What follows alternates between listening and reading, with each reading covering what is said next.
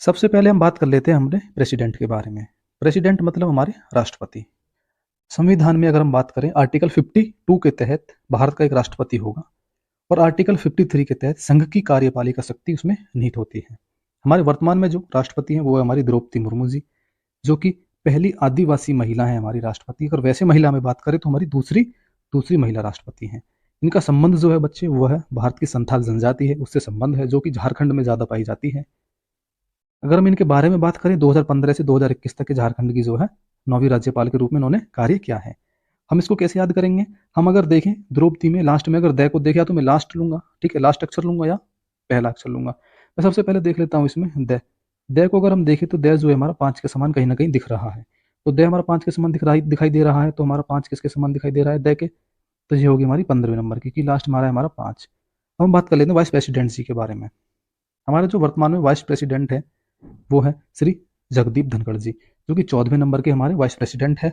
अगर हम vice president की बात करें तो आर्टिकल 63 के तहत भारत का एक उपराष्ट्रपति होगा और आर्टिकल 64 के तहत राज्यसभा का पदेन सभापति होता है। इतना आपको पता होना चाहिए। हम अगर वाइस प्रेसिडेंट की बात करें कौन से नंबर के हैं बच्चे? 14वें नंबर के हैं। अब देखेंगे लास्ट में जगदीप में पै जो है, पै किसके समान दिखाई दे रहा है? हमारा 4 के समान दिखाई दे रहा है। तो ये हमारे कौन से नंबर के हो गए? 14वें नंबर के हो गए। अब हम बात कर लेते हैं प्राइम मिनिस्टर की। वर्तमान में हमारे प्राइम मिनिस्टर जो है नरेंद्र मोदी जी हैं, श्री नरेंद्र मोदी। कौन से नंबर के? 15वें नंबर के। हम पहले इसकी बात कर लेते हैं। आर्टिकल 74 के तहत एक मंत्री परिषद का गठन होता है, जिसमें आर्टिकल 75 के तहत पीएम की नियुक्ति राष्ट्रपति द्वारा की जाती है। हमें इतना पता होना चाहिए।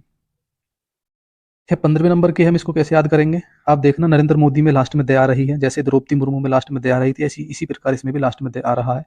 तो द किसके समान दिखाई देता है बच्चों? 5 के। तो 5 से हो गया हमारा 15। उम्मीद करूंगा कि आपको जो है इनके नंबर भी याद हो गए होंगे और इनका तो आपको सभी को पता ही होगा कि हमारे वर्तमान में प्रेसिडेंट, वाइस प्रेसिडेंट और प्राइम मिनिस्टर कौन है। मैंने ट्रिक लिख भी रखी है, लास्ट वर्ड ही हमने उठा रखे हैं यहाँ पे, जैसे द और पै। अब हम चलते हैं आगे। अगर हम बात करें भारत के मुख्य न्यायाधीश की, वर्तमान में मुख्य न्यायाधीश की, मुख्य न्यायाधीश जो होता है हमारा आर्टिकल 124 के तहत उच्चतम न्यायालय, सर्वोच्च न्यायालय, मैं कह सकता हूँ सुप्रीम कोर्ट की स्थापना होती है या सुप्रीम कोर्ट का जिक्र है। और प्रत्येक न्यायाधीश की नियुक्ति राष्ट्रपति द्वारा की जाती है। इतना आपको पता होना चाहिए। हम बात करते हैं मुख्य न्यायाधीश की, chief justice of India supreme court के। कौन है हमारे? धनंजय यशवंत चंद्रचूड़। कौन से नंबर के? 50वें नंबर के। इतना हमें पता है। दूसरी चीज, हमें इसकी ट्रिक कैसे याद रखनी है? देखिए, जो न्याय करने वाला होता है उसकी हमेशा जय होती है, यानी उसकी जय जयकार होती है, ठीक है। तो उसकी जय जयकार होती है जो न्याय करता है। तो बस इसी से हमको याद रखना है कि जय जयकार किसकी हो रही है? जो न्याय कर रहा है। अब हम बात कर लेते हैं राष्ट्रीय सुरक्षा सलाहकार। हमारे राष्ट्रीय सुरक्षा सलाहकार है अजीत डोभाल। देखिए, जिसमें जीतने की ललक होती है हम उसी से सलाह लेते हैं, या जो जीतने वाला होता है हम उसी से सलाह लेते हैं, या हम उसी को ऐसे पद पर नियुक्त करते हैं कि ताकि वे हमारी सुरक्षा कर सके, ठीक है। तो हमने उसको जो है राष्ट्रीय सुरक्षा सलाहकार जो है हमने बना दिया किसको? अजीत डोभाल, क्योंकि उसमें जीतने की ललक है। हमें लगा कि हाँ वो संभाल लेगा। संभालने में हमारे एक वर्ड आ रहा है बहाल, जैसे संभालना, और ऐसी डोभाल में पीछे आ रहा है बहाल। संभालना और ढोबाल लगभग साउंड मैच कर रही है, तो जीतने की ललक है उसमें, संभाल लेगा किसको? सिक्योरिटी को, राष्ट्रीय सुरक्षा सलाहकार। इतना बस इसको याद रखना है। अब हम चलते हैं महान्यायवादी। हम इसे कहते हैं attorney general. Attorney general article 76 के तहत भारत का महान्यायवादी होता है और आर्टिकल 77 के तहत भारत सरकार के कार्यों का संचालन करता है। हमारा वर्तमान में कौन है अटॉर्नी जनरल? आर वेंकटरमणि, ठीक है, वेंकटरमणि, आर वेंकटरमणि। अब हम बात कर लेते हैं नियंत्रक और महालेखा परीक्षक, यानी controller and auditor general of India.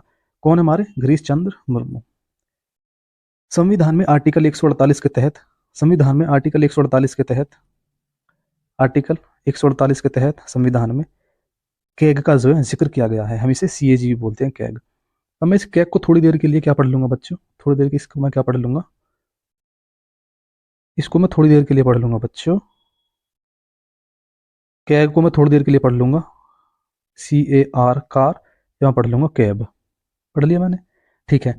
मुझे पता है जब हम कार चलाते हैं मैं कह सकता हूँ कैब, जो हम ऑर्डर करते हैं मैं कह सकता हूँ बुक करते हैं, ठीक है। कार मैं इसे पढ़ लूंगा। कार कब अच्छी चलेगी? जब उसमें ग्रीस वगैरह, यानी उसके टायर वगैरह में, रिम वगैरह में ग्रीस वगैरह अच्छे से भरी हुई होगी, या उसमें हमने यूज कर रखी होगी, तभी तो टायर अच्छा काम करेगा, तभी तो अच्छी चलेगी। यानी आप कैग को कार या कैब पढ़ लीजिए, और ग्रीस से मतलब हो गया हमारी कब अच्छी चलेगी? जब उसमें अच्छे से ग्रीस हो गई होगी। बस यही इसकी ट्रिक है। महालेखा नियंत्रक, कंट्रोलर जनरल ऑफ अकाउंट्स, इसे बोलते हैं हम कंट्रोल जनरल ऑफ अकाउंट्स। इसका संबंध हमारा अकाउंट से है, ठीक है। हालांकि दोनों का ही हमारा कह सकते हैं अकाउंट से ही संबंध है, लेकिन हम इसे बोलते हैं जैसे कंट्रोल जनरल ऑफ अकाउंट। इसका कौन है हमारा एस एस दुबे। देखिए एस एस से हो गया हमारा, कहीं ना कहीं मैं अगर बात करूँ कॉइन, कॉइन मतलब सिक्के, ठीक है। तो सिक्के कहाँ जमा होते हैं बच्चे, हमारे अकाउंट में। हम इसको बोलते हैं CGA, controller general of account, ठीक है। तो CGA में हमारा हो गया कॉइन कहाँ जमा होते हैं, हमारे अकाउंट में। ए से हो गया अकाउंट, तो आपको बस यही याद रखना है। कैग से कार, कार कब अच्छी चलेगी, जब ग्रीस हो जाएगी।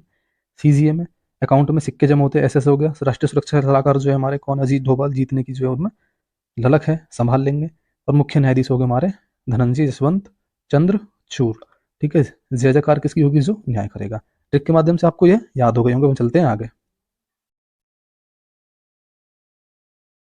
देखिए चीफ डिफेंस ऑफ स्टाफ की अगर हम बात करें, CDS, CDS जो है हमारे तीनों सेनाओं के ऊपर होता है ये, ठीक है। पहले CDS थे हमारे जनरल विपिन रावत, जो कि एक दुर्घटना में मारे गए थे, यानी हेलीकॉप्टर दुर्घटना हुई थी, उसमें वो एक्सपायर हो गए थे। दूसरे नंबर के हमारे अनिल चौहान, ठीक है। हम चीफ ऑफ डिफेंस स्टाफ को कैसे याद करेंगे, चीफ हमारे स्टार्ट हो रहा है बच्चे CH से, और अनिल चौहान के नाम में भी अगर हम देखें बाद में ये किससे स्टार्ट हो रहा है, चौहान को अगर स्टार्ट करें तो CH से। तो CH दोनों के नाम में आ रहा है, चीफ ऑफ डिफेंस स्टाफ और जनरल अनिल चौहान, ठीक है। चौहान और चीफ याद हो जाएगा बच्चे आसानी से। हम बात कर लेते हैं CDS क्या होता है। ये चीफ ऑफ डिफेंस स्टाफ, यह एक 4 स्टाफ ऑफिसर है जो सभी तीनों सेनाओं जैसे थल सेना, नौसेना, वायुसेना के मामलों में रक्षा मंत्री के प्रधान सैन्य सलाहकार के रूप में कार्य करता है। यह रक्षा मंत्रालय में नवनिर्मित सैन्य मामलों के विभाग, जिसे हम बोलते हैं DMA, का प्रमुख भी होता है। इतना हमको याद रखना चाहिए। और हम इन तीनों को, इनके नीचे जो कार्यरत हैं, नौसेना, वायुसेना, थल सेना, को कैसे याद करेंगे, इनके अध्यक्ष को कैसे याद करेंगे। देखिए नौसेना का कहीं ना कहीं मतलब हो जाता है हमारा जल सेना से, ठीक है। जहां जल सेना होगी उसे हम बोलते हैं नौसेना भी बोल देते हैं हम उसे नॉर्मली। देखिए जहां जल होगा वहीं तो पेड़ पौधे जो है हरे भरे होंगे, बस वही एक ट्रिक है। एडमिरल R हरि कुमार, तो हरी से हमारा हो गया पेड़ पौधे हरे भरे तभी तो होंगे जहां जल होगा। नौसेना अध्यक्ष का मतलब हो गया हमारा जल से, ठीक है। तो एडमिरल R हरि कुमार हो जाएगा हमारा, हरी से हो गया हमारा हरे भरे पौधे। कौन से नंबर के, 25वें नंबर के। हम बात कर लेते हैं वायुसेना अध्यक्ष विवेक राम चौधरी, 27वें नंबर के हैं। देखिए इसमें एक वर्ड आ रहा है राम, ठीक है। रामायण में महाभारत में बस अंतर इतना है कि रामायण में जो है ज्यादातर जो हमारे भगवान है, हम उनको भगवान ही मानते हैं, वो ज्यादातर जो युद्ध होते थे हवा में होते थे, वायु में होते थे। और महाभारत में जो युद्ध हुए हैं वो जमीनी स्तर पर हुए हैं, यानी थल पर हुए हैं। बस यही याद रखना है। तो राम का संबंध है हमारा रामायण से, ठीक है, सभी को पता है। तो राम ने जब रावण का वध किया था, तो रावण का वध किया था उन्होंने लास्ट में नाभि पर तीर मारकर। तो भगवान राम जो है रावण ऊपर चला गया था, बार बार अपने 10 शीश दिखा रहा था, कभी एक शीश कभी दूसरा शीश, खत्म हो जाए तो तीसरा दिखा दिया, वह मर नहीं रहा था। तो राम ने इतने विवेक से काम लिया, ऊपर जाकर के उसकी नाभि पर यानी वायु में जाकर के उसकी नाभि पर तीर चलाया और उसको मार दिया। तो राम का संबंध किससे है, कहीं ना कहीं वायु से है। और रामायण में कह सकता हूँ मैं, रामायण में ज्यादातर जो युद्ध हुए हैं वो वायु में हुए हैं। याद रहेगा कौन से नंबर के, 27वें नंबर के। अब हम बात कर लेते हैं थल सेना अध्यक्ष की। इसके हमारे जनरल मनोज पांडे। तो पांडे से अगर मैं पढ़ूं तो पांडे से मैं पढ़ लूंगा पांडव, पांडे से मैं पांडव पढ़ लूंगा। और पांडव जो है ज्यादातर युद्ध जो हुए महाभारत के मुझे पता है थल पे हुए हैं। और मुझे ये भी पता है जब पांडव जो है थल, जंगल जो पाए जाते हैं, जाहिर सी बात है किस पर पाए जाते हैं, थल सेना। जंगल जो पाए जाते हैं, जाहिर सी बात है थल पर पाए जाते हैं, जमीन पर पाए जाते हैं जंगल, इतना आपको पता है, ठीक है। जब जमीन पर हमारे जंगल पाए जाते हैं तो पांडवों ने जो वनवास अपना जो बिताया था तो जंगलों में बिताया था, ठीक है, थल पर बिताया था। तो बस आपको यही चीज याद रखनी है, पांडवों ने जो है अपना वनवास का टाइम थल पर ही बिताया था। किस पर, थल पर।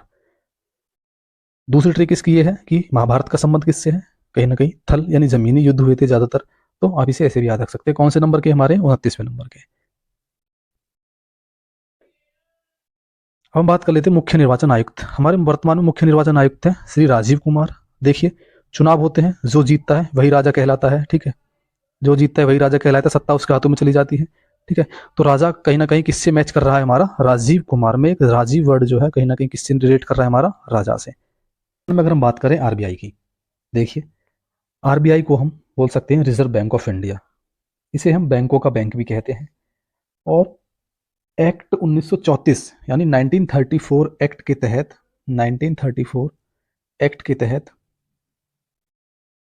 1934 एक्ट के तहत 1 अप्रैल 1935 को इसकी स्थापना हुई थी। और इसका राष्ट्रीयकरण हुआ था बच्चे 1949 में। आपको याद रखना है 1949 में किसका राष्ट्रीयकरण हुआ था, RBI का। इसे हम बैंकों का बैंक भी कहते हैं। 1934 एक्ट के तहत 1935 में इसकी स्थापना हो गई, 1949 में इसका राष्ट्रीयकरण हो गया। इतना समझ में आ गया आपके, ठीक है बच्चों। अब हम इसकी टिक पर चलते हैं। RBI गवर्नर कौन है हमारे वर्तमान में, शक्तिकांत दास। शक्तिकांत दास जो है हमारे वर्तमान में RBI के गवर्नर है। ट्रिक के माध्यम से कैसे याद करेंगे, देखिए आरबीआई जो है बैंकों का बैंक है, ठीक है। जब बैंकों का बैंक है तो पैसा ज्यादा होगा इसके पास। जब हम इसे बैंकों का बैंक कहते हैं तो कहीं ना कहीं बाकी बैंकों की समस्त शक्ति किसमें निहित है बच्चों, आरबीआई में। जब समस्त शक्ति इसके पास निहित है, क्यों है भाई, क्योंकि इसके पास पैसा ज्यादा है, इसे हम बैंकों का बैंक कहते हैं, ठीक है। और जिसके पास पैसा ज्यादा होता है वह पावरफुल और शक्तिशाली कहलाता है। यही इसकी ट्रिक है। शक्ति कांता में वर्ड आ रहा है शक्ति। पहली ट्रिक है इसकी, मैं आपको बता देता हूं। पहली ट्रिक तो इसकी ये है, क्योंकि सभी बैंकों की शक्ति किसमें निहित है, आरबीआई में, शक्ति वर्ड आ गया उसमें भी। दूसरी, आरबीआई के पास पैसा ज्यादा है तो समस्त शक्ति जो है इसमें निहित है ऑलरेडी, तो आरबीआई के पास पैसा ज्यादा है। जब पैसा ज्यादा है तो जिसके पास पैसा ज्यादा होता है तो वह अपने आप में शक्तिशाली होता है। दो ट्रिक मैंने आपको इसकी बता दी है। अब हम इसके डेप्यूटी गवर्नर की कैसे, डेप्यूटी गवर्नर होते हैं 4, हम इनको कैसे याद करेंगे आरबीआई के, देखिए बहुत ही सिंपल है। पहले मैं इनके नाम पढ़ लेता हूँ, स्वामीनाथन, जानकी रमन, एम राजेश्वर राव और डॉक्टर एम डी पत्रा और टी रवि शंकर। देखिए हमारे आज के समाज का जो नजरिया है वह यह है कि वे पैसे को प्राथमिकता देते हैं और कहते हैं कि आज के टाइम में पैसा जो है भगवान से कम नहीं है, ठीक है। पैसा जो है भगवान से कम नहीं है। वह कहते हैं कि आज के टाइम में जो है पैसा ईश्वर से, स्वामी से और भगवान शंकर हो गए जैसे, इनसे कम नहीं है।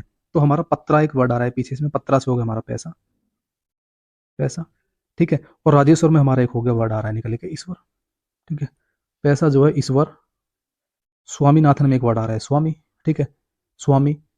पैसा जो है ईश्वर या हम कह दे स्वामी, और टी रविशंकर में एक वर्ड आ रहा है पीछे शंकर, इनसे इनसे कम नहीं है।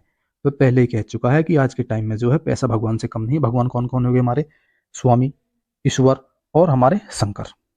हम कहीं ना कहीं इनको भगवान के लिए हम वर्ड यूज करते हैं, स्वामी, ईश्वर और भगवान शंकर। ट्रिक आपको बिल्कुल समझ में आ गई होगी। पैसा, स्वामी, ईश्वर और भगवान शंकर से कम नहीं है आज के टाइम में।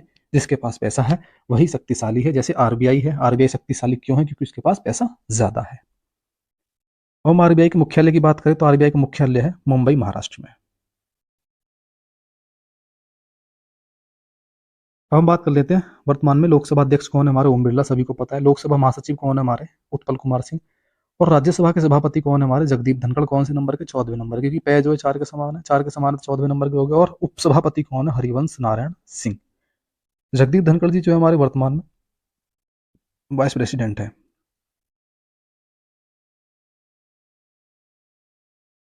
हम बात कर लेते हैं स्टाफ सिलेक्शन कमीशन यानी एसएससी के अध्यक्ष कौन है, हमारे एस किशोर। एस में एसएससी एस से स्टार्ट हो रहा है, तो ये भी किससे स्टार्ट हो रहा है, एस से, ठीक है। एसएससी जब भी कोई एग्जाम बनाती है, एग्जाम बनाने में कोई कसर नहीं छोड़ती। कसर से हो गया हमारा किशोर। बस इसकी यही एक सिंपल ट्रिक है। हम बात करते हैं यूपीएससी की। यूपीएससी का जो अध्यक्ष है वो मनोज सोनी। यूपीएससी मतलब हो गया यूनियन पब्लिक सर्विस कमीशन। इसके अध्यक्ष कौन, मनोज सोनी। देखिए यूपीएससी की तैयारी करने वाला बच्चा, यूपीएससी की तैयारी करने वाला बच्चा सोने के पीछे नहीं भागता, वह हमेशा जो है तैयारी में लगा रहता है। यूपीएससी दुनिया का सबसे टफेस्ट एग्जाम है। मैं कह सकता हूँ कि दूसरा सबसे टफेस्ट एग्जाम है यूपीएससी दुनिया का, जिसके जो अध्यक्ष है मनोज सोनी है, ठीक है। सोनी में वर्ड आ रहा है पीछे सोनी, ठीक है। मनोज में वर्ड आ रहा है पीछे एक सोनी। तो सोनी का मतलब हो गया हमारा सोने से है। तो तैयारी यूपीएससी की वही अच्छी करेगा जो सोने के पीछे ना भाग के पढ़ाई में लगे रहेगा। सिंपल सी बात है, जो पढ़ाई को टाइम देगा, सोने में नहीं लगा रहेगा, वही आगे बढ़ेगा। अब हम चलते हैं आगे।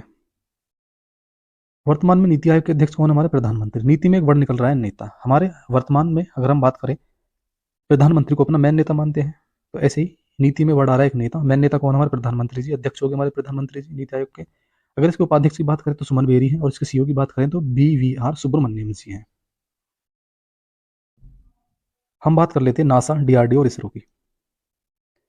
नासा हो गया हमारा national aeronautics and space administration, और डीआरडीओ हो गया हमारा defence research and development organisation. ISRO हो गया हमारा इंडियन स्पेस रिसर्च ऑर्गेनाइजेशन। हम इनकी स्थापना बात करेंगे, मुख्यालय बात करेंगे, इनके अध्यक्ष कौन है। नासा के हमारे वर्तमान में अगर बात करें, इसकी स्थापना 1958 में हुई थी। इसका मुख्यालय वाशिंगटन डीसी में है। ये अमेरिका की अंतरिक्ष एजेंसी है, ठीक। और इसके अध्यक्ष है बिल नेल्सन। कहीं ना कहीं नासा और नेल्सन की जो साउंड है वो लगभग सेम है, मैच खा रही है। तो नासा नेल्सन कई बार आप रिपीट कीजिए, आप भूलेंगे नहीं। NASA Nelson, bill Nelson. और ये तीनों एजेंसियों में अगर बात करें तो सबसे महंगी एजेंसी है, इसलिए इसमें वर्ड यूज हो रहा है शुरू में बिल। भारत की तुलना में महंगी एजेंसी है, तो बिल नेल्सन। तो बिल नेल्सन, नासा आपको याद हो गई होगी, 2-3 बार आप रिपीट करना। डीआरडीओ की बात करें हम, डीआरडीओ में एक वर्ड आ रहा है पीछे, डेवलपमेंट। हम सबसे पहले इसकी स्थापना की बात करें 1958 में हुई थी। मुख्यालय इसका नई दिल्ली में है और इसके अध्यक्ष समीर वी कामत।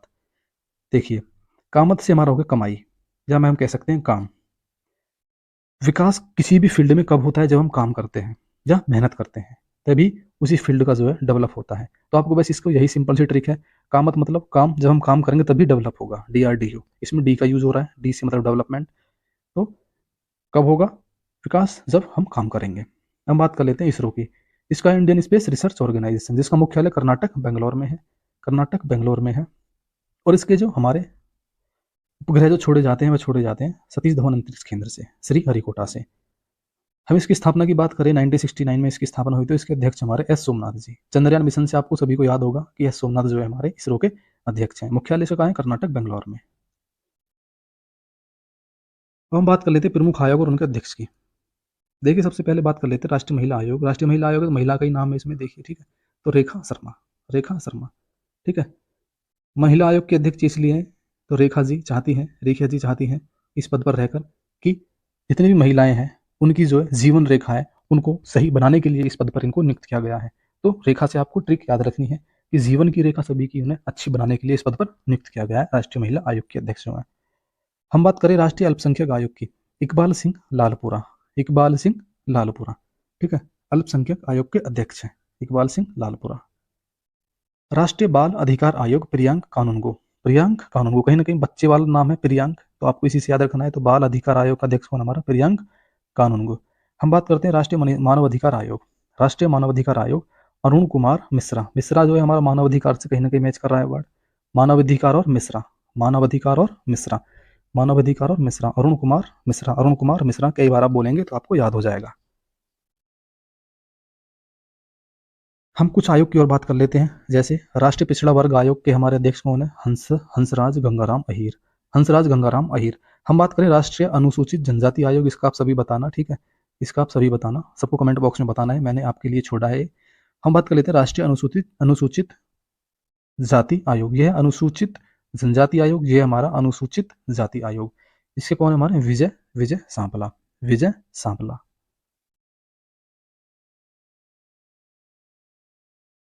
अब हम बात कर लेते हैं प्रमुख अर्धसैनिक बलों के प्रमुख के, ठीक है, अर्धसैनिक बलों के प्रमुख के बारे में बात कर लेते हैं, इनके महानिदेशक के बारे में बात कर लेते हैं, एग्जाम की दृष्टि से बहुत इंपॉर्टेंट है। बीएसएफ के बच्चे हमारे नितिन अग्रवाल, सीआरपीएफ के हमारे SL थाउसेन, और आईटीबीपी के महानिदेशक हमारे अनीश दयाल सिंह, अनीश दयाल सिंह, आईटीबीपी के। और रेलवे के हमारे मनोज मनोज यादव, मनोज यादव।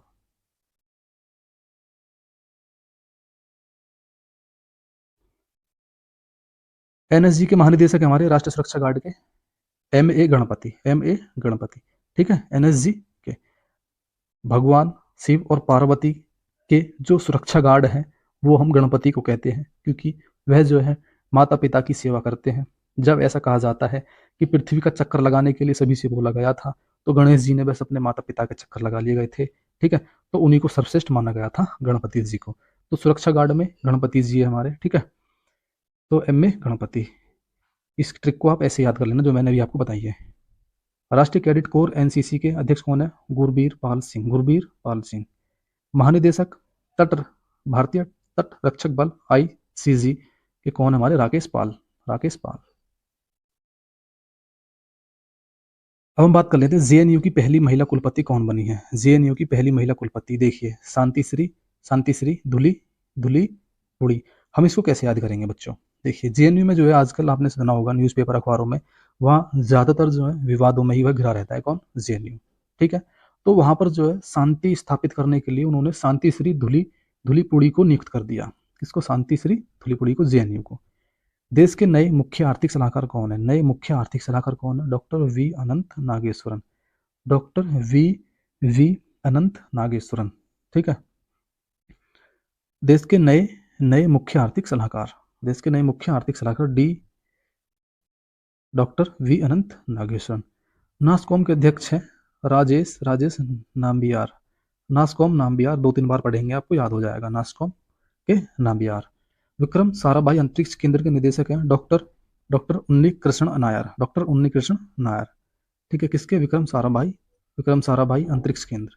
इसकी स्थापना हुई थी बच्चे 21 नवंबर 1963 को, इसका हेडक्वार्टर है तिरुवनंतपुरम केरल में, तिरुवनंतपुरम केरल में।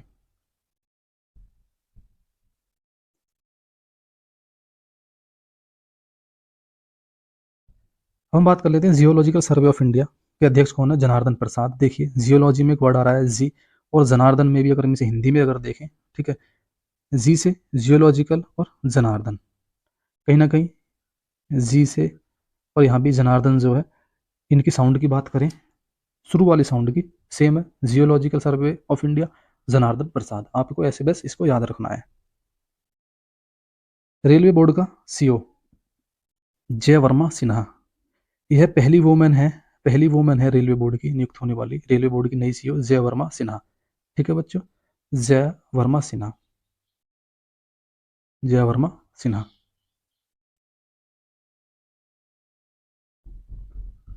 हम बात कर लेते हैं सेबी की पहली महिला अध्यक्ष कौन बनी है? Securities and exchange board of India, Madhabi Puri Buch, Madhabi Puri Buch. इसकी स्थापना हुई थी सेबी की 1988 में। इसका हेडक्वार्टर मुंबई महाराष्ट्र में है। और एक्वार्ड एक्वार्ड स्टेचुअरी स्टेटस की अगर इसकी बात करें, विलय की बात करें, तो इसका है 1992 में, 1992 में। इसकी ट्रिक कैसे है बच्चों?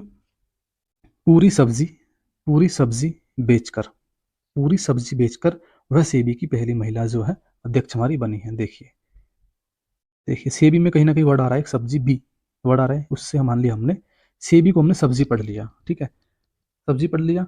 और माधवी पूरी में, पूरी जो है बिना सब्जी के तो हम पूरी खा ही नहीं सकते, तो माधवी पूरी बुच, बुच से हो गया बेचकर। या तो आप इसे याद कर लीजिए, या सेबी से आप देख लीजिए, सब्जी पूरी हो गया हमारा ये। तो सब्जी पूरी की ट्रिक आपको याद किसमें रखनी है? सेबी की पहली महिला अध्यक्ष जो हमारी बनी है। ठीक है बच्चे, बहुत ही सिंपल ट्रिक है जो मैं आपको बता रहा हूँ, एग्जाम की दृष्टि से बहुत इंपॉर्टेंट टॉपिक है। मैं फिर से बोल रहा हूँ, वीडियो अगर आपको अच्छी लग रही है तो चैनल को सब्सक्राइब कीजिए, वीडियो को लाइक कीजिए, शेयर कीजिए, और कमेंट में बताइए कि वीडियो आपको कैसी लग रही है। ठीक है बच्चे,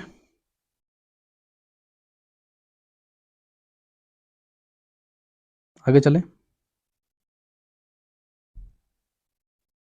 हम बात करते हैं भारतीय पर्यटन विकास निगम के अध्यक्ष कौन है? संबित पात्रा, संबित पात्रा। पर्यटन और पात्रा कहीं ना कहीं साउंड सेम है, बस मैं साउंड को पकड़ रहा हूँ फिलहाल। पर्यटन में ट्रिक लिखी हुई रखी है ऊपर, पर्यटन और पात्रा, पर्यटन पात्रा। ठीक है, संबित पात्रा। सोमनाथ मंदिर ट्रस्ट के अध्यक्ष कौन है? प्रधानमंत्री नरेंद्र मोदी जी। UIDAI के सीईओ कौन है? अमित अग्रवाल, अमित अग्रवाल। सेल के नए अध्यक्ष कौन है? Steel authority of India limited के नए अध्यक्ष कौन है बच्चे? अमरेंदु प्रकाश। देखिए स्टील जो होती है हमारी, स्टील जो होती है, अगर हम इस पे प्रकाश डालेंगे, अगर आप हम इस पे प्रकाश डालेंगे, तो इसमें से सबसे ज्यादा चमक मारती है, बहुत ज्यादा ये रिफ्लेक्ट करता है लाइट को, चमक मारती है। ठीक है, किसमें मारती है? किसमें मारती है? स्टील पर, जब हम उस पर प्रकाश डालेंगे। तो इसको आप ऐसे याद रखना, स्टील अथॉरिटी ऑफ इंडिया के अमरेंदु प्रकाश जो है उसके अध्यक्ष हैं। इसकी स्थापना हुई थी बच्चों 1954 में, हेडक्वार्टर इसका नई दिल्ली में है।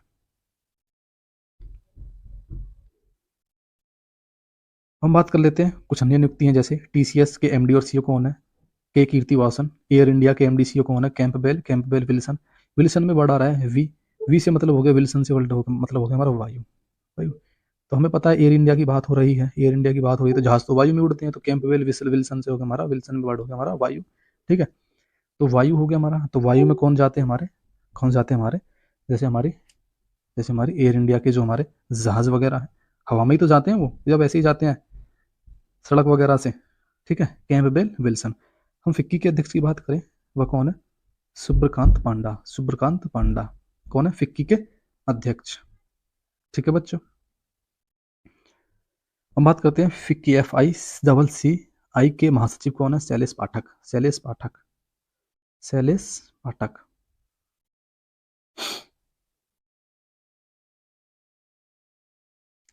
फिक्की की अगर फुल फॉर्म की बात करें, federation of India chambers of commerce and industry. ठीक है, इसकी स्थापना की बात करें 1927 में इसकी स्थापना हुई, तो इसका हेडक्वार्टर नई दिल्ली में है। हम बात कर लेते हैं NSAI, इसके अध्यक्ष कौन है बच्चे? संतोष कुमार यादव।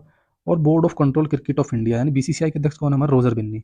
देखिए BCCI के सचिव कौन है? जयशाह, जो कि एशियाई क्रिकेट परिषद के अध्यक्ष भी हैं। और BCCI की स्थापना 1928 में हुई थी, जिसका मुख्यालय कहाँ है? मुंबई, मुंबई, मुंबई में इसका मुख्यालय है।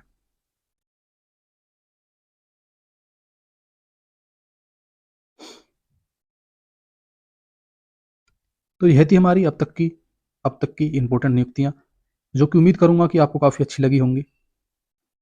एग्जाम की दृष्टि से बहुत इंपॉर्टेंट नियुक्ति हैं बच्चों ये। इनको आप ट्रिक के माध्यम से मैंने आप सभी को याद करा दिया है। ज़्यादातर मैंने जो है 70% से 80% मैंने आपको ट्रिक्स से सभी को याद कराया है। ठीक है, आप इनको बिल्कुल आराम से पढ़िए वीडियो को, चाहे आप स्पीड मोड में लगा करके 2-3 बार आप इसे पढ़िए, आपको मैं गारंटी दे रहा हूँ कि आप इन्हें भूल नहीं पाएंगे और एग्जाम की दृष्टि से बहुत ही ज़्यादा इंपॉर्टेंट है। उम्मीद करता हूँ कि यह वीडियो भी आपको अच्छी लगी होगी। मिलते हैं एक नई वीडियो में, तब तक के लिए जय हिंद, जय भारत।